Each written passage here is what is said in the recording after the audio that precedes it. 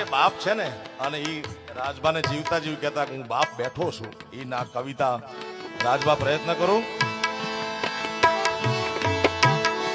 ઉપાધિ કોઈ તું કરમાં,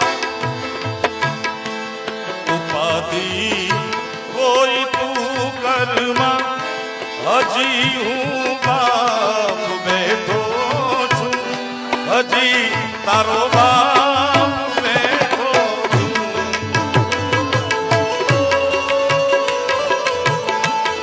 જગતમાં કોઈથી નથી